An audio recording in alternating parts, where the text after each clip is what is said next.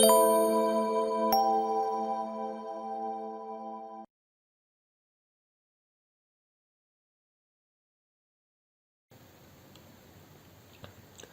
दोस्तों, स्वागत है शेल के इस लास्ट पार्ट में और हमारे इस ट्यूटोरियल सीरीज के तीसरे पार्ट में। मैं इसमें आपको बताऊंगा कि किस प्रकार रजिस्ट्री भी शेल का ही प्रयोग करती है। तो उदाहरण के लिए मैं खोल लेता हूं।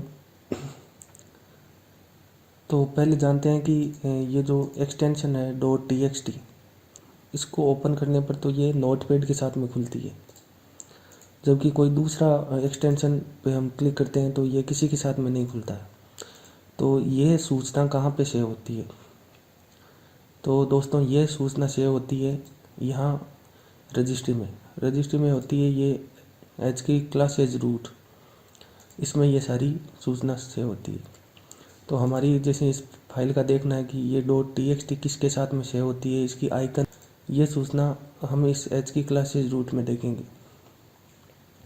हम इसमें सबसे पहले एक्सटेंशन को सर्च करेंगे .txt। तो यहाँ पे सर्च करेंगे .txt।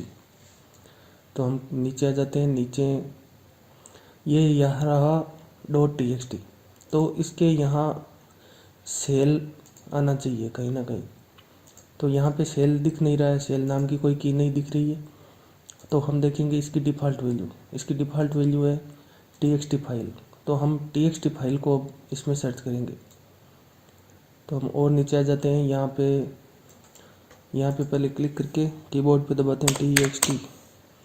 तो ये यहाँ रही txt फाइल, और इसमें देखिए यहाँ पे एक शेल नाम की दिख रही है। इसमें लिखा हुआ है ओपन। तो हम जब इस पर डबल क्लिक करते हैं तो ये डबल क्लिक करना और इस ओपन पे क्लिक करना एक ही बात है। आप देख सकते हैं कि इस कॉन्टेक्स्ट मेनू, इसको कॉन्टेक्स्ट मेनू बोलते हैं। जो हम राइट क्लिक करने के बाद में जो मेनू खुलता है, इसे बोलते हैं कॉन्टेक्स्ट मेनू। और इसमें बाकी ऑप्शन तो नॉर्मल फॉन्ट से लिखे हुए हैं, लेकिन ये ऊपर वाला ऑप्शन थोड़ा काला दिख रहा है, यानी ये बोल्ड किया हुआ है। तो डबल क्लिक करने पर जो बोल्ड किया हुआ ऑप्शन होता है वही डबल क्लिक करने पर खुलता है। मतलब हम चाहे इस पर डबल क्लिक करेंगे तो असलियत में ये काम इस पर राइट क्लिक करके ओपन करने के बराबर है। ये अगर ये प्रिंट काला किया हुआ होता है यहाँ पे, तो इसका मतलब होता है कि डबल क्लिक करने से प्रिंट वाला ऑप्शन दबता। तो ये ओपन वाला कमांड है। इस पे राइट क्लिक करते हैं तो ओपन वाला ये जो कमांड आता है, ये रजिस्टर में ये यहाँ पे लिखा हुआ है। इसको क्लिक करने से क्या होगा, यहाँ पे लिखा हुआ है। तो शेल में ओपन फिर कमांड। तो इसको ओपन वाले कमांड को क्लिक करने पर क्या कमांड जाएगा वो यहाँ पे लिखा हुआ है। इसकी वैल्यू यहाँ पे लिखी हुई है। तो आप देख सकते हैं कि यहाँ पे %system root %system32 notepad.exe और इसके आगे %1 लिखा हुआ है। तो ये कमांड जाता है शेल के अंदर, यानी कि कमांड प्रॉम्प्ट में अगर इसको मैं कॉपी पेस्ट करके चलाऊँ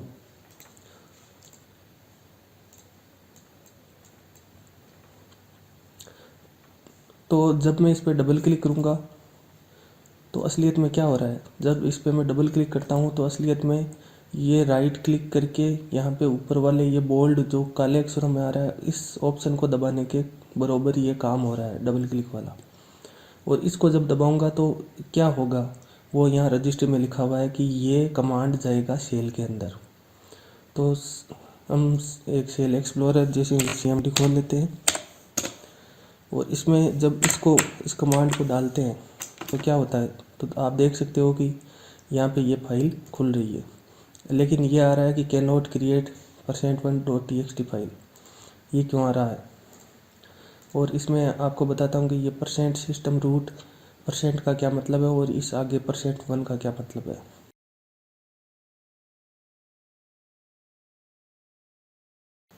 इस %system root % का मतलब समझने के लिए हम शेल को खोलते हैं, इस शेल एक्सप्लोरर को खोलते हैं जैसे कि ये CMD, और इसमें यही लिख के देखते हैं कि ये क्या आता है।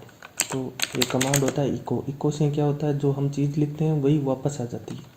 तो जैसे इको के करने से ये सिर्फ जो इको के आगे लिखा के ये वापस यहाँ पे आ गया। तो हम echo system percent system root percent लिख के देखते हैं कि उससे क्या आता है।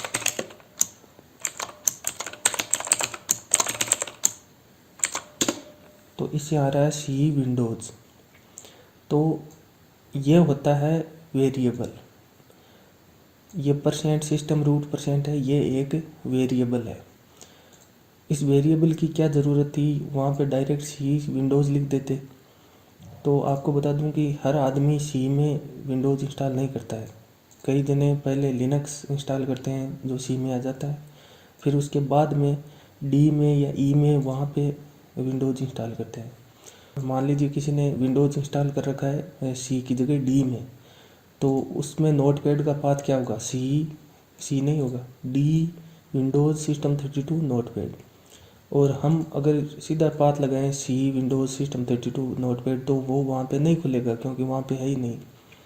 तो इससे इस स्थिति से बचने के लिए ये सिस्टम वेरिएबल होते हैं, जिसमें ये सिस्टम रूट है, सिस्टम का ये रूट है, सी विंडोज़ है। अगर जिसने डी में इंस्टॉल कर रखा है उसके लिए सिस्टम का रूट होगा डी विंडोज़। तो ये सिस्टम रूट लिखने से आ जाएगा। तो हमको सिर्फ इतना ही लिखना होता है, जैसे नोटपैड खोलना है तो मेरे को सिर्फ इतना ही लिखना हो। एक तो मैं लिखता हूँ, मान लीजिए मेरे तो सी में इंस्टॉल है, अगर किसी के डी में इंस्टॉल होता तो हम ऐसे नहीं लिखते क्या, डी विंडोज़ सिस्टम 32 फिर ये नोटपैड .exe। तो क्या ये कमांड हर जगह काम कर जाता, नहीं करता। इसलिए ये डी विंडोज़ है या सी विंडोज़ है, इसकी जगह हम सिर्फ सिस्टम रूट लिख लेते हैं।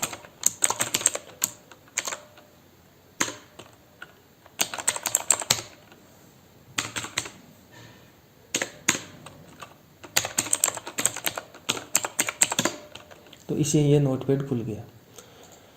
जब विंडोज़ डी में इंस्टॉल कोई करेगा तो उसके साथ में ही ये सिस्टम रूट वेरिएबल है, उसकी वैल्यू अपने आप डी विंडोज़ सेट हो जाएगी। क्यों, जबकि यहाँ पे सी में इंस्टॉल है तो इस यहाँ पे सी विंडोज़ ये सेट की हुई है।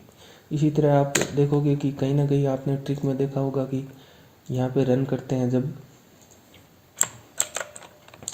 %tmp%, तो इससे टेम्परेरी फोल्डर खुलता है। तो ये टेम्परेरी फोल्डर खुल गया जिसमें टेम्परेरी फाइलें हैं।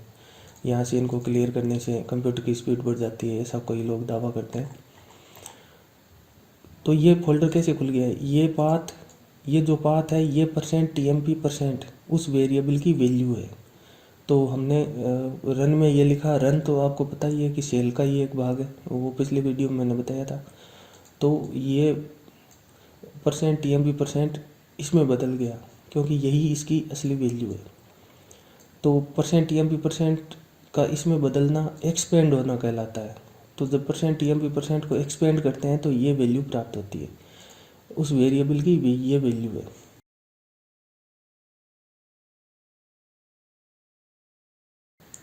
तो चलिए अब देख लेते हैं कि ये वेरिएबल सेव कहाँ रहते हैं। जैसा कि मैंने पहले बताया कि यहाँ पे आप अगर एनवायरनमेंट वेरिएबल ये सर्च करोगे तो यहाँ पे ये यूज़र वेरिएबल और सिस्टम वेरिएबल दोनों दिख जाएंगे। लेकिन आपको यहाँ पे सिस्टम रूट कहाँ पे लिखा हुआ है वो आपको नज़र नहीं आएगा। ये TMP तो यहाँ नज़र आ गया, ये रहा, यहाँ पे भी मिल जाएगा आपको, लेकिन सिस्टम रूट कहाँ पे लिखा हुआ है। तो ये न केवल ये यूज़र और सिस्टम वेरिएबल बल्कि सारे ही वेरिएबल रजिस्टर में कहीं ना कहीं पे सेव होते हैं। उनकी लोकेशन हमको सीधे कहीं नहीं मिलती है, ढूंढने पे मिलती है। तो जैसे मैंने ढूंढ के यहाँ पे सर्च कर रखी है। तो सबसे पहले देखते हैं कि ये यूज़र वेरिएबल यहाँ पे मिलने चाहिए। तो हम रजिस्ट्री को निकाल लेते हैं और रजिस्ट्री में ऊपर एड्रेस बार दिख रही है, यहाँ पे इसका एड्रेस लिख लेते हैं, कॉपी पेस्ट कर लेते हैं। तो यहाँ आप देख सकते हो कि जो ये वेरिएबल दिखा रहा है, ये बेल data directory open drive path temp ये कि यही आपको यहाँ पे मिल जाएंगे। ये रहा। और इसी तरह ये सिस्टम वेरिएबल को सर्च करते हैं हम, ये रजिस्ट्री में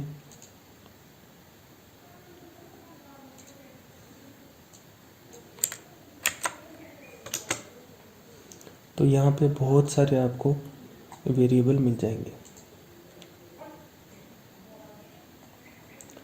ये वही वेरिएबल है जो यहाँ पे दिखा रहा है, यहाँ पे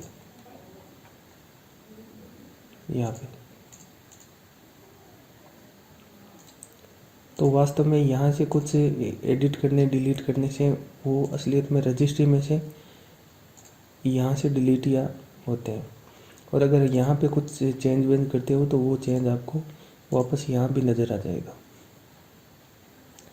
इसी तरह ये सिस्टम रूट ये अलग जगह पाया जाता है। और इसके अलावा जो इन दोनों के अलावा सिस्टम और यूज़र वेरिएबल के अलावा जो भी वेरिएबल होते हैं वो सब अलग अलग जगह लिखे हुए मिलते हैं।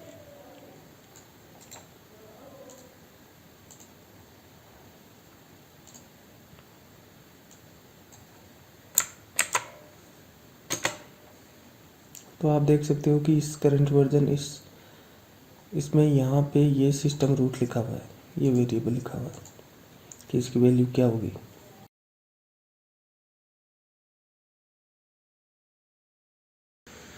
अब हम जानते हैं कि वो आगे %1 लिखा हुआ था, उसका क्या मतलब है। तो वो आर्गुमेंट है, आर्गुमेंट का नंबर है। पहला आर्गुमेंट जो होता है उसका नंबर होता है %1, दूसरे का %2, %3, इस तरह से। लेकिन वो कमांड प्रॉम्प्ट में तो हम देख नहीं सकते। उसकी टेस्टिंग करने के लिए हमें एक बेस फाइल बनानी पड़ेगी। बेस फाइल बनाने के लिए आपको कुछ नहीं करना, ये नया टेक्स्ट डॉक्यूमेंट लेना है और इसका नाम कुछ भी दे दीजिए आप, लेकिन इसके आगे .get लगा दीजिए, .bat, बेस फाइल का बेट, और एक्सटेंशन चेंज करना है यस।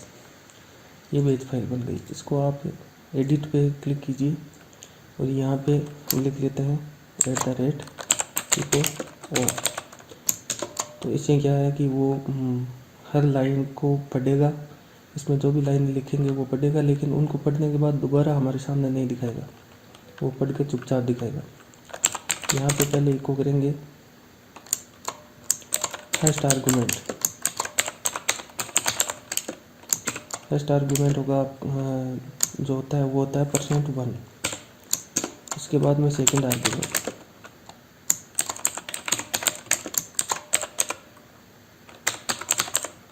सेकंड आर्गुमेंट होता है वो सेव होता है %2 में।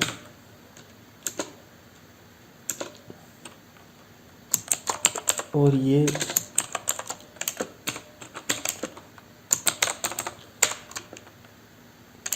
क्यों लिख रहा हूँ मैं वो आपको आगे बताऊंगा।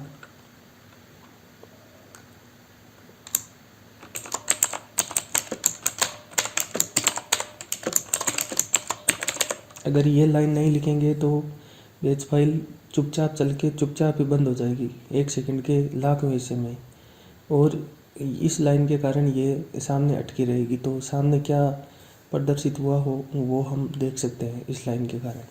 अगर पहले मैं ये लाइन नहीं लिखता हूँ फिर देखता हूँ कि क्या होता है। चलिए इसको सेव कर लेते हैं और इसको डबल क्लिक करके रन कर लेते हैं। तो 1 सेकंड के लिए सामने ये अपीयर हुई और उसके बाद में गायब हो गई। लेकिन जब ये लाइन लिख लेते हैं तो ये यहाँ पे अटकी हुई रह जाती ऐसे।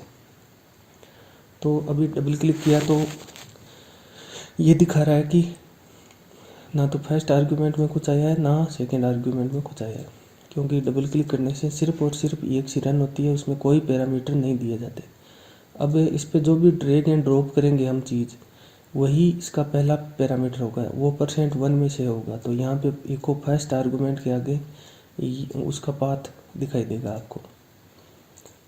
तो देख लेते हैं, जैसे ये इस पर ड्रैग एंड ड्रॉप की तो ये फर्स्ट आर्गुमेंट ये आ रहा है, जो हमने फाइल इस पर ड्रैग करके ड्रॉप की थी उस फाइल का पाथ यहाँ पहले आर्गुमेंट के रूप में यानी %1 की जगह आपको दिखाई दे रहा है। इसी तरह अगर हम 2-3 फाइलें ड्रैग एंड ड्रॉप करते हैं तो पहली फाइल होगी %1, दूसरी होगी %2। तो इन दोनों को हम ड्रैग एंड ड्रॉप करते हैं तो पहली फाइल का ये पाथ और ये दूसरी फाइल का ये पाथ। तो वो वहाँ पे %1 इसलिए था क्योंकि नोटपैड अगर हम डबल क्लिक करेंगे तो इसमें देखिए कि कोई फाइल का पाथ यहाँ पे इनपुट नहीं हुआ है, आर्गुमेंट के रूप में कुछ नहीं आया है। तो इसी तरह हम अगर किसी नोटपैड को डायरेक्ट ओपन करते हैं,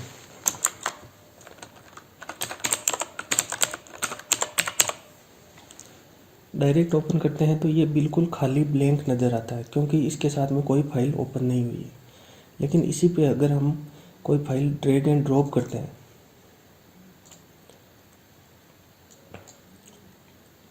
मान लीजिए ये मनोज.txt है, ये अगर मैं इसके साथ में इस पर ड्रैग एंड ड्रॉप करूँ तो ये फाइल जो ड्रैग एंड ड्रॉप की थी, नोटपैड तो खुला ही खुला, साथ में वो तो डबल क्लिक करने से भी खुल जाता है, लेकिन साथ में ये फाइल भी इसके साथ में ओपन हो गई।